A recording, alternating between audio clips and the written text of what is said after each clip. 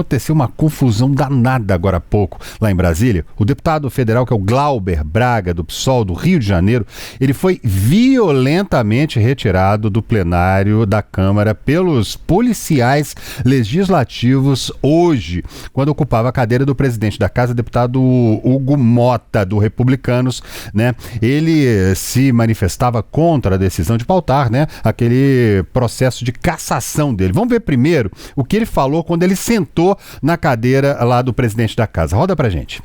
Na votação que está marcada para esse plenário nessa semana e na semana seguinte, há uma ofensiva onde o único mandato, de fato, atingido é o mandato que me foi conferido pelo povo do estado do Rio de Janeiro. E explico. A deputada Carla Zambelli, independentemente da votação que aconteça nesse plenário, ela já está inelegível pela decisão adotada pelo Supremo Tribunal Federal. O deputado Eduardo Bolsonaro, ao ser desligado, apesar de estar conspirando contra o Brasil no exterior, ao ser desligado pela mesa, mantém os seus direitos políticos intactos. A anistia a golpistas do 8 de janeiro, já se especula, pode levar Jair Bolsonaro a ter a sua pena diminuída para 2 anos. E em relação à minha pessoa, como Vossa Excelência disse, que defendia a honra da minha mãe, de um provocador do MBL que me atacou por diversas vezes em espaços públicos, e por ter denunciado o orçamento secreto, e o ex-presidente da Câmara, o senhor Arthur Lira, querem me gerar uma inelegibilidade por um período de 8 anos. Eu vou ficar aqui calmamente, com toda a tranquilidade, exercendo o meu legítimo direito político de não aceitar como fato consumado uma anistia para um conjunto de golpistas, diminuição de pena para Bolsonaro de 2 anos, manutenção da mesma situação política, mantendo os direitos políticos de Eduardo Bolsonaro e gerando, para mim que fiz esse enfrentamento, 8 anos de inelegibilidade. Não é por mim, não é por mim. É por muita gente que está acompanhando essa sessão nesse momento e sabe que não é razoável essa ofensiva golpista que estão tentando impor. Pois é, e ele falou ali sentado na cadeira do presidente e logo depois, ele que temia ele ser retirado à força, já devia imaginar que aconteceria isso, estava sozinho. Vamos colocar na tela agora as imagens do momento em que os colegas deputados vão até lá e retiram ele da cadeira do presidente da Câmara dos Deputados, Hugo Mota. Vamos ver, coloca na tela aí pra gente, vamos rodando aí. Enquanto isso eu vou falando, comentando o que estava acontecendo ali, ó. Tá lá, ó. Olha ali, vamos ouvir junto aqui, ó. Aqui na porrada, é isso? Ou seja, o chefe da Polícia Legislativa... Não faça isso, gente. Não faça isso. E algumas pessoas tentavam ali acalmar a situação, acalmar os ânimos, os deputados em volta, alguns deputados defendendo ele. E olha a confusão que aconteceu ali ao lado esquerdo do deputado Glauber. A gente vê um dos seguranças de Hugo Mota ali ajudando na confusão também. A informação que a gente tem é que essa cena aí, essa imagem, foi gravada pela deputada Maria do Rosário, que estava tentando registrar. Tá ali, ó, o rapaz ali com polícia legislativa ali, ó, foram chamados para retirar ele protestando contra o pedido de cassação dele. Porque esse deputado teve o pedido de cassação, né, pelo Partido Novo, por ter expulsado da Câmara em abril desse ano, né, com empurrões e chutes, integrantes do movimento Brasil Livre. Gabriel Constenaro, né? Essa cena que também foi filmada, aconteceu ali. Você vê um momento em que o deputado é retirado à força. Os outros colegas deputados estão filmando lá. Olha lá, tá a deputada Maria do Rosário, exatamente. Ouvi a voz dela funda. Pediu para tirar a força. E tá lá, e deu uma confusão muito grande. A gente está com a Lula Landim lá em Brasília, que está acompanhando todas essas repercussões, porque haveria hoje, não sei se está marcado ou se está desmarcado, porque isso aconteceu agora praticamente durante o nosso jornal. Se está marcado ou se está desmarcado a sessão para votar a PEC da dosimetria, aquela que vai diminuir e que pode, aliás, diminuir a pena dos acusados, condenados e presos pelos atentados antidemocráticos, inclusive a pena do ex-presidente Jair Bolsonaro, que está na carceragem da Polícia Federal. Estão pedindo para que ele volte para casa. No entanto, essa votação que aconteceria hoje, ô Lu, e aí, vai ser votado, não vai ser votado? Porque depois dessa confusão toda aí, o que foi que determinou o presidente da casa, deputado Hugo Mota, hein, Lu? Olha, André, a sessão foi aberta agora há pouco por Hugo Mota, que tem chamado os projetos que estão na pauta da Câmara dos Deputados. A gente teve essa situação com Glauber Braga no dia de hoje. Glauber, que estava ali sentado na cadeira do presidente dentro do plenário da Câmara, foi retirado. Ele que hoje teve uma manifestação, foi alvo de uma manifestação de Hugo Mota, dizendo que deve colocar para votação o processo de cassação de Glauber. O deputado, então, ali nessa cadeira, começou a falar sobre esse assunto. Em seguida, a transmissão da TV Câmara, do sinal aberto e também no YouTube, que é uma plataforma que a Câmara usa para transmitir as sessões, caiu, foi derrubado e Glauber, alguns momentos depois, foi retirado à força por policiais dessa cadeira. Inclusive, a gente tem relatos de deputados que alegam que sofreram agressão nesse momento, incluindo Glauber e também de muitos jornalistas que cobriam esse momento e que, inclusive, enquanto Glauber estava nessa cadeira em uma tentativa de ser retirado à força por policiais, jornalistas foram impedidos de entrar no plenário. A gente também teve essa situação, além dos relatos de agressão de colegas de imprensa que contam, inclusive, com empurrões, com puxões de cabelo por seguranças que conduziam essa situação ali na Câmara dos Deputados. Uma cena lamentável, realmente. Mas depois a gente teve, inclusive, uma manifestação de Hugo Mota. O presidente da Câmara dos Deputados ainda não se manifestou no plenário, disse que vai deixar para comentar o ocorrido ao final da sessão, mas em uma rede social ele disse que quando Glauber Braga ocupa a cadeira da presidência da Câmara para impedir o andamento dos trabalhos, ele não desrespeita o presidente em exercício e desrespeita a própria Câmara dos Deputados e o Poder Legislativo, inclusive de forma reincidente, pois já havia ocupado uma comissão em greve de fome por mais de uma semana. Aqui, Hugo Mota lembrou um movimento de Glauber no início desse ano que fez uma greve de fome em um espaço da Câmara dos Deputados contra esse processo de cassação que sofre. Hugo Mota também disse que o agrupamento que se diz defensor da democracia, mas agride o funcionamento das instituições, vive da mesma lógica dos extremistas que tanto critica e que o extremismo não tem lado, porque para o extremista só existe um, que é o dele. O presidente da Câmara também disse que tem que proteger a democracia do grito, do gesto autoritário, da intimidação travestida do ato político e disse também que extremismos testam a democracia todos os dias e que todos os dias a democracia precisa ser defendida. Hugo Mota disse que determinou também a apuração de possíveis excessos em relação à cobertura da imprensa nesse momento. Como eu disse, a imprensa que relata ter sofrido agressão e também de ter sido impedida de acompanhar essa situação dentro do plenário da Câmara dos Deputados. Logo quando foi retirado do plenário, Glauber Braga também concedeu uma coletiva de imprensa, disse que passa por um momento de silenciamento, criticou bastante essa situação que ocorreu hoje na Câmara dos Deputados, lamentou inclusive e foi levado em seguida para o Departamento Médico da Câmara dos Deputados, onde ele permanece agora fazendo alguns exames depois de ter relatado também ter sofrido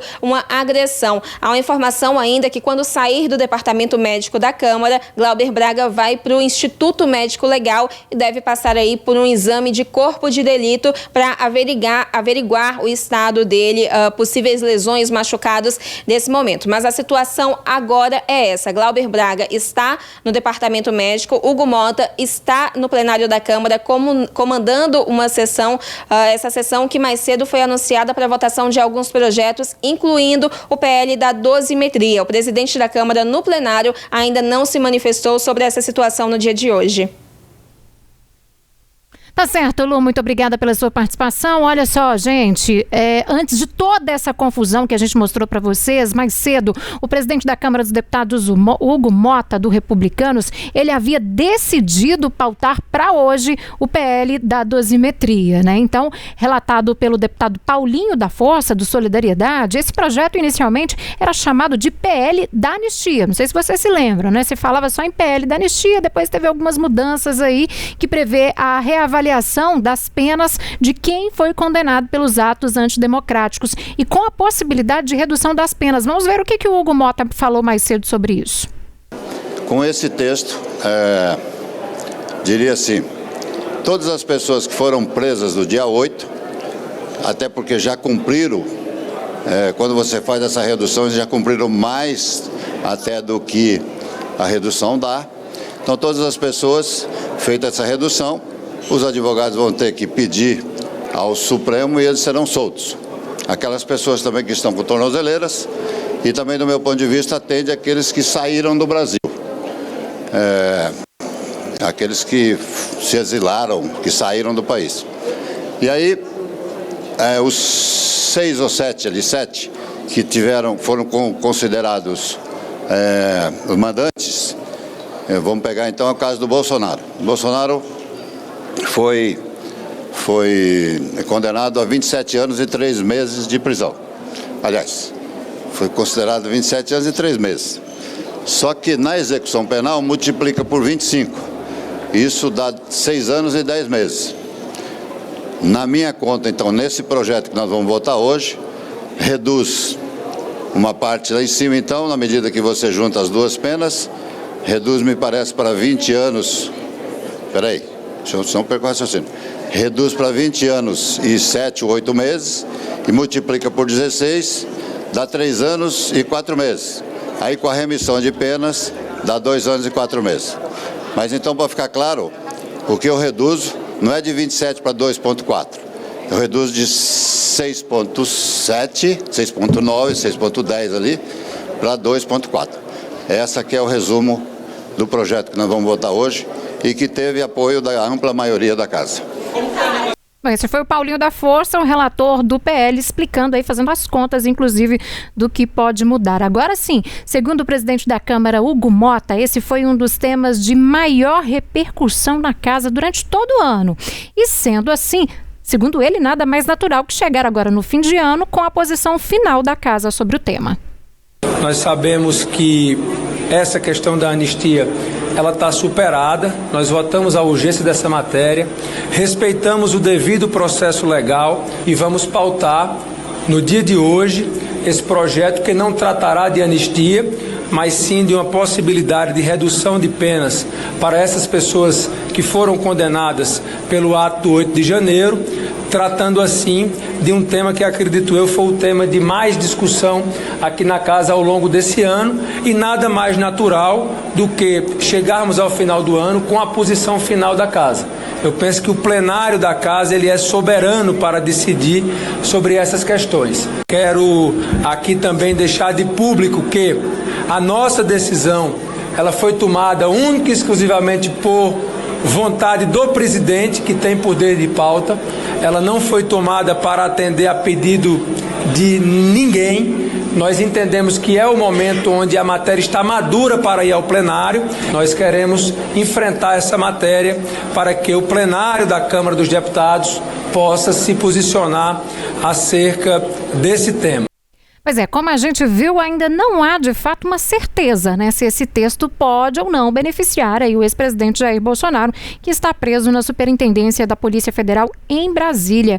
Segundo o deputado Hugo, o projeto não vai tratar de anistia, né, como ele afirmou aí, mas sim de uma possibilidade de redução de penas para essas pessoas, então, que foram condenadas pelo ato do dia 8 de janeiro. É isso aí, Círia. O texto chegou a ter a urgência aprovada pela Câmara dos Deputados, mas, como enfrenta resistências, ainda não havia sido votado, né? O texto final do projeto de lei, da dosimetria, como é chamado, ainda não é conhecido. A decisão de pautar o projeto acontece depois de o filho do ex-presidente, o senador Flávio Bolsonaro, anunciar, né, a candidatura dele e dizer que ela tem preço. Pois é, André, e ainda segundo Hugo Mota, os deputados iriam analisar as cassações do deputado Eduardo Bolsonaro, do PL, de São Paulo, também da deputada Carla Zambelli, e ainda o relatório da Comissão de Ética, que pede a cassação do deputado Glauber Braga, do PSOL, do Rio de Janeiro. Luciene Landim. está com a gente acompanhando tudo isso. É uma semana que a gente está chegando num final de ano com tudo pegando fogo em Brasília, muitas informações, né? E abriu a sessão lá agora, inclusive, abriu a sessão. Roberto Melcaren acaba de me falar aqui. Lu, você está aí acompanhando também? Estamos aqui, muitas pendências do ano, que é o que a gente percebe, a cúpula do Congresso Nacional quer encerrar, né? Quer terminar 2025 com muitos assuntos resolvidos. E esse da dosimetria é um deles. A gente sempre destaca que o Congresso Nacional, em meses de dezembro, eu coloquei no plural, inclusive, porque isso é uma discussão rotineira. A gente sempre vê a Câmara e o Senado dedicados ao debate do orçamento do ano seguinte, mas o que a gente viu hoje é justamente o Hugo Mota, presidente da Câmara, chamando outros projetos para debate, como esse PL da dosimetria. Foi um assunto que surgiu hoje, fazia algum tempo já que o comando da Câmara não se manifestava ou dava alguma garantia de votação desse assunto, e o texto que a gente teve publicado pelo relator não contempla exatamente o que a oposição queria, né? Que é uma anistia ampla, total e irrestrita que perdoa, na verdade, né, as pessoas envolvidas e condenadas por esses atos relacionados a 8 de janeiro de 2023. O que a gente tem nesse texto é uma redução de penas, que é realmente a dosimetria, a palavra usada pelo relator e pelo entorno dele para defender esse projeto. Esse texto, então, foi anunciado por Hugo Mota mais cedo. O presidente da Câmara anunciou que seria votado na sessão de hoje da Câmara dos Deputados. O parecer foi publicado durante a tarde. Paulinho da Força, que é o relator, disse que, inclusive, o ex-presidente Jair Bolsonaro deve ser beneficiado com uma redução de pena. Ele fez um cálculo, inclusive o relator, que se esse projeto for aprovado como ele apresentou o texto na tarde de hoje, Jair Bolsonaro pode ficar somente 2 anos e 4 meses em regime fechado. Depois, o ex-presidente poderia passar para outro regime no cumprimento dessa pena por tentativa de golpe de Estado. A gente teve, então, essa sessão aberta agora há pouco. Houve uma dúvida se a Câmara ainda faria alguma votação na noite de hoje por conta da situação com Glauber Braga. A sessão chegou a ser encerrada, mas foi reaberta pouco antes da gente falar desse assunto aqui. E, no momento, Hugo Mota trata sobre outro projeto de lei, um projeto que fala sobre registros imobiliários.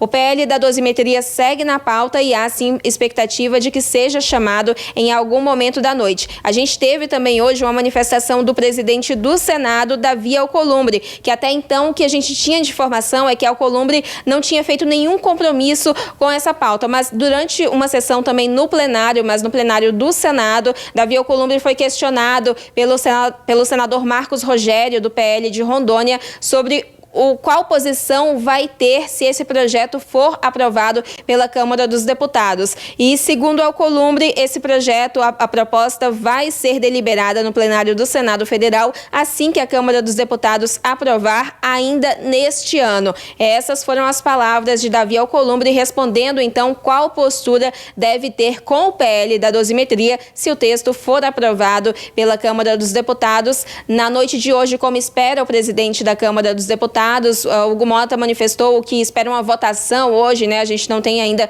uma garantia de qual vai ser o resultado, mas Davi Alcolumbre já sinalizando que, se for aprovado, o Senado também deve dar uma conclusão a esse assunto antes do recesso parlamentar, que começa ali entre os dias 22 e 23 de dezembro, bem pertinho, né? Bem pertinho, e tudo indica que a noite vai ser longa hoje em Brasília, né, Lu? Bom, e ainda sobre este assunto, nós vamos conversar agora aqui no Tempo News com o advogado criminalista Eduardo Milhomens, a quem eu já dou boa noite, as boas-vindas aqui ao Tempo News mais uma vez. Muito obrigada, viu, Eduardo, por participar conosco aqui no jornal. E para começar, eu já quero saber de você, a gente tem falado aqui, explicamos mais cedo, né, PL da anistia, agora é PEC da dosimetria, PL da dosimetria. Do ponto de vista jurídico, o que exatamente significa esse projeto aí que trata de dosimetria dessas penas, hein? Boa noite, Síria, tudo bem? Boa noite, André. Trata-se de um projeto de lei que começou como um projeto de anistia e depois ele foi se contornando através dos aspectos políticos. A política daqui, a política de lá, os controles sociais, né? Se ia para um lado, o termômetro, o Congresso foi verificando isso para tecer um acordo ali político e para modificar a lei. E essa lei, ela modifica em 2 aspectos, sabe, Síria? E a gente tem que tomar muito cuidado com isso, exatamente nesses aspectos. Ela tem um aspecto na dosimetria da pena, e efetivamente ela está mudando o texto que está lá hoje para ser votado no Congresso. Ele modifica o artigo 359A e o 359V5. Eles, para quê? Para quando ele está falando o seguinte, que quando os delitos nesses capítulos estão inseridos no mesmo contexto, a pena deverá ser aplicada ainda que existisse desígnios autônomos. O que isso quer dizer? Quer dizer que aqueles 2 crimes que já foi questionado isso no Supremo Tribunal Federal, lá na apelação 10.060, onde o Barroso mesmo divergiu do Alexandre de Moraes, ao falar que, na situação específica, a tentativa de golpe de Estado era absorvida pelo crime de abolição violenta do Estado Democrático de Direito, isso era uma conotação de interpretação da lei pelo STF e por alguns ministros, que divergiram. No caso, o Barroso entendia que absorvia e o Alexandre de Moraes entendeu que não absorvia. E agora vem o Congresso Nacional e fala, vai absorver. Então, o crime nesse contexto vai absorver. E aí a gente chega efetivamente no Congresso, que é o único que pode realmente fazer essa situação. A modificação da lei, criando crime, absolvendo crime, deixando de existir crime, aumentando ou diminuindo pena. Esse é o primeiro aspecto, que essa pena, então, dessas pessoas que foram condenadas no 8 de janeiro, se tiver a pena somada desses 2 crimes, ela vai ser unificada e vai passar só a cumprir a do maior, que é, no caso, a tentativa da abolição do Estado Democrático de Direito. Já um segundo ponto é que ela vai modificar, e aí a gente tem que ver que isso vai trazer um transtorno dentro da aplicação, dentro do nosso sistema jurídico, que é a modificação do artigo 112 da Lei de Execução Penal. Como que era antes? Em uma medida que o Congresso, através de um populismo penal, modificou há algum tempo, falando, olha, os presos saem muito cedo. E aí a gente teve uma modificação em 2021, falando que os presos agora, quando cometidos crimes com violência ou grave ameaça, teriam que cumprir 25% da pena para progredir de regime. O que isso quer dizer? Se eles começam no regime fechado, tem uma pena de 10 anos, eles têm que cumprir no mínimo 2 anos e meio para progredir para o semiaberto. Esse seria o contexto que hoje é aplicado dentro do nosso sistema jurídico. Agora, o legislador está modificando e voltando atrás. Ele está passando ao que era antigamente, que a progressão de regime ocorre quando o cumprimento de 1/6 da pena, ou seja, 16,6% da pena cumprida, você pode adentrar em outro regime, mesmo nos casos de crime cometido com violência ou grave ameaça. E isso efetivamente atinge diretamente aqueles condenados no 8 de janeiro. Por quê? Porque a nossa Constituição, no artigo 5º, inciso 40, fala que a lei penal mais benéfica retroage para atingir os acusados. E não retroage só a essas pessoas, vai retroagir a todos os condenados que começaram a cumprir o crime com 25%, vão ter a redução efetiva para 1/6.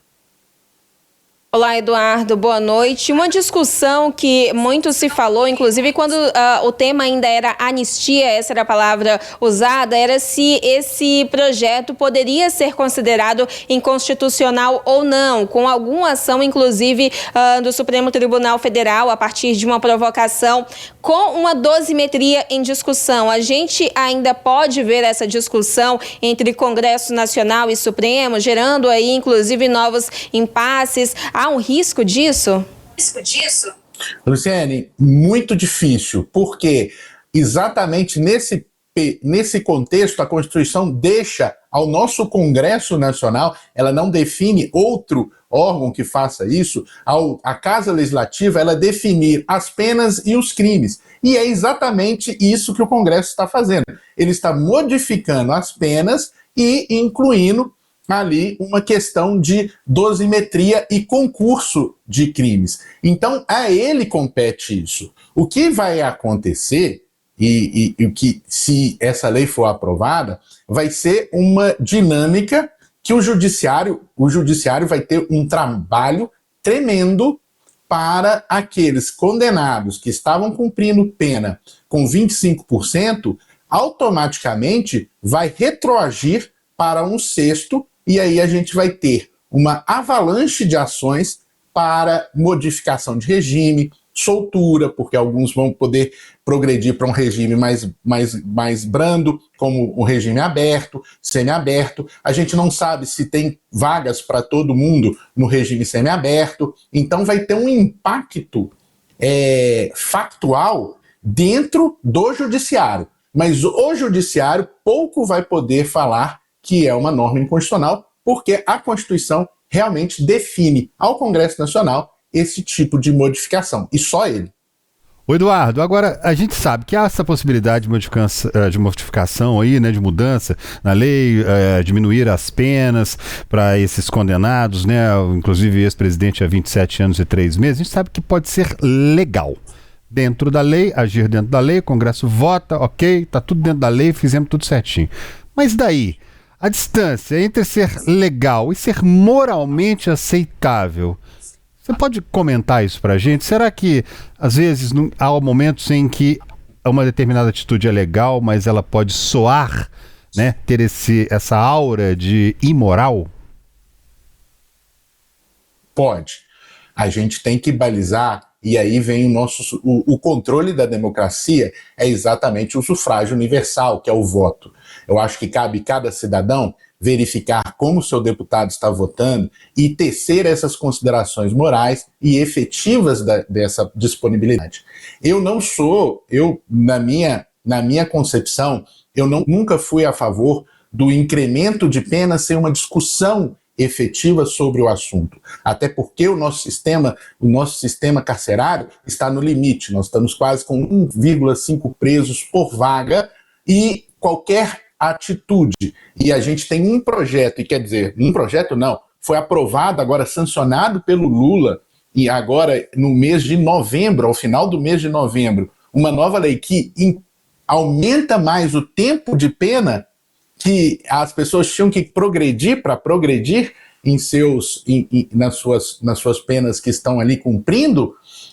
Agora a gente tem um Congresso que volta atrás daquilo que se discutiu tanto, exatamente para abarcar um grupo de pessoas que estavam ali, que cometeram os fatos, foram julgadas, foram condenadas, estavam para cumprir pena, e a gente vai modificar todo o sistema por causa delas. Isso, para mim, que é um complicador.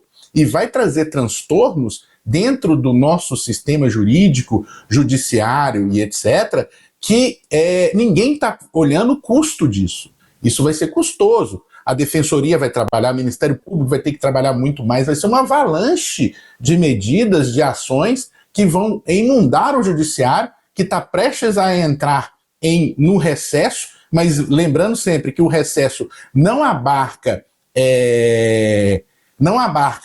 o réu preso, então a gente vai ter um judiciário que vai estar em um regime de plantão recebendo uma avalanche de ações para soltar pessoas, verificar efetivamente o que está acontecendo e progredir, não progredir. O sistema carcerário não vai estar preparado para isso, e isso vai ser um caos, infelizmente. Agora, Eduardo, só para finalizar aqui nossa conversa, caso esse projeto avance de fato, quais são os próximos passos jurídicos? Há possibilidade, por exemplo, de judicialização?